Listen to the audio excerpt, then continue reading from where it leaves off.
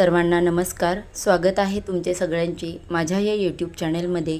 तुमच्या सगळ्यांच्या मनातील चांगल्या इच्छा श्री स्वामी समर्थ महाराज पूर्ण करत ही स्वामींच्या चरणी प्रार्थना करते आणि आपल्या आजच्या या नवीन व्हिडिओला सुरुवात करते. तत्पूर्वी आपल्या चॅनलवरती जर तुम्ही नवीन असाल तर आपल्या चॅनलला लाईक करा, शेअर करा आणि सबस्क्राईब करा. त्यामुळे आपल्या चॅनलवरती येणारे नवनवीन व्हिडिओज तुमच्यापर्यंत नक्की पोहोचतील आणि तुम्हाला आपल्या या चॅनलमधून योग्य अशी माहिती मिळेल. तर जर तुम्हाला व्हिडिओ आवडले असेल तर लाईक जरूर नक्की करा. तर आजच्या या व्हिडिओमध्ये आपण पाहणार आहोत संकष्टी चतुर्दशीला कापरासोबत कोणत्या सेवा करायच्या आहेत ते मी तुम्हाला पुढे सांगणारच आहे. तर हिंदू धर्मामध्ये पूजेमध्ये पहिला मान गणपती बाप्पांना दिला जातो. आपल्या वाटेतील संकट ते दूर करतात अशी धारणा आहे. श्री गणेशाच्या आशीर्वादाने कोणतेही काम केल्यास ते सफल होते हे आपल्या सगळ्यांनाच माहिती आहे. संकष्टी चतुर्दशीचे व्रत गणपतींना समर्पित आहे. हे संकष्टी चतुर्दशीला आपण भालचंद्र संकष्टी चतुर्दशी देखील म्हणतो किंवा ह्या नावाने देखील ती ओळखली जाते. संकष्टी चतुर्दशीचे व्रत केल्याने जीवनातील रखडलेली कामे पूर्ण होतात, तसेच सुख समृद्धी मिळते अशी धारणा आहे. भालचंद्र संकष्टी चतुर्थीला गणपतीच्या 12 नावांचे स्मरण केल्यास आपल्या जीवनातील दुःख कमी होते. तसेच आपल्यामध्ये घरामध्ये जर काही समस्या असतील तर त्या दूर होण्यास मदत होते. गणपती बाप्पा यांना आपण विघ्नहर्ता देखील म्हणतो, कारण आपल्या भक्तांवर येणारे संकट ते दूर करतात. तसेच आपल्या घरामध्ये असणारे शारीरिक, मानसिक, आर्थिक समस्या दूर करण्यासाठी आपण या चतुर्दशी दिवशी काही प्रभावी उपाय व सेवा करायच्या आहेत. ह्या सेवा अत्यंत प्रभावशाली आहेत. या सेवा केल्यानंतर आपल्या घरामध्ये आपल्याला याचे प्रभाव देखील चांगल्याच प्रकारे मिळणार आहेत. म्हणजेच उदाहरणार्थ आपल्या घरामध्ये खूप कर्ज झालेलं आहे, आपण खूप कष्ट करतोय, आपण मेहनत करतोय, पण आपल्याला या मेहनतीचे फळ मिळत नाही, त्याचा मोबदला मिळत नाही. घरात पैसा येतोय पण तो पैसा फार काळ टिकत नाही. म्हणजेच घरामध्ये लक्ष्मी स्थिर नाही. आपल्या घरामध्ये आपल्या ज्या मूलभूत शारीरिक तसेच मानसिक जे दोष आहेत किंवा ज्या समस्या आहेत त्या दूर होण्यासाठी हा उपाय आपल्याला करायचा आहे.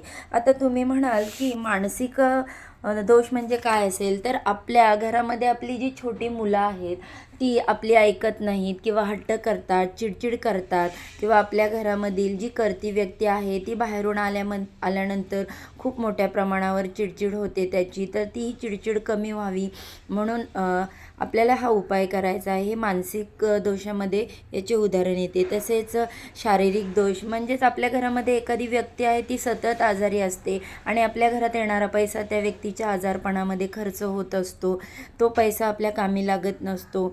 अशा वेळेस देखील ही केलेली जी सेवा आहे त्याच्यामधून आपल्याला फायदा होतो. तसेच गणपती बाप्पा हे सगळ्यांचे आवडते दैवत आहे. त्यांच्याजवळ आपण जे काही मागतो ते आपल्या इच्छा पूर्ण होतातच. तसेच हे विद्येचे अधिपती देखील मानले जातात.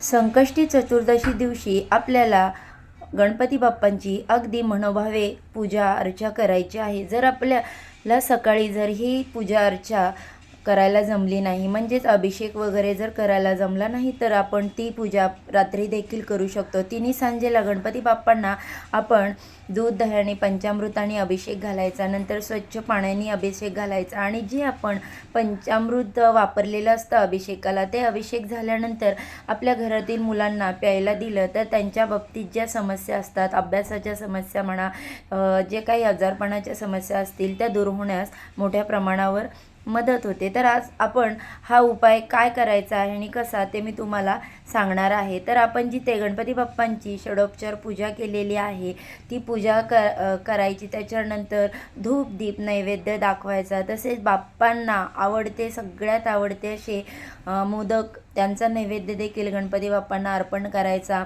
त्यांची पूजा अर्चा करायची, आरती करायची आणि त्यानंतर आपल्याला ही सेवा करायची आहे. तर सर्वप्रथम आपण जी पूजा केलेली आहे तिथे गणपती बाप्पांच्या समोर बसायचं. तिथे एक ताट घ्यायचं, त्या ताटामध्ये मातीचा दिवा ठेवायचा आणि त्या दिव्यामध्ये आपल्या सगळ्यांच्या घरामध्ये खोबरं असतं, तर ती खोबऱ्याची एक वाटी ठेवायची किंवा छोटासा तुकडा ठेवायचा आणि त्याच्यामध्ये भीमसेन कापराच्या 3 वड्या टाकायच्या. नेहमी लक्षात ठेवा, कापूर हा जाळताना किंवा आपण ह्या सेवा ज्या करत असतो त्या करताना नेहमी कापूर 3, 5, 7 किंवा 9 अशा प्रमाणातच घ्यायचा. मग आता जर आपल्या खोबऱ्याची वाटी मोठी असेल तर आपण 5 किंवा 7 भीमसेन कापराच्या वड्या घेऊ शकतो.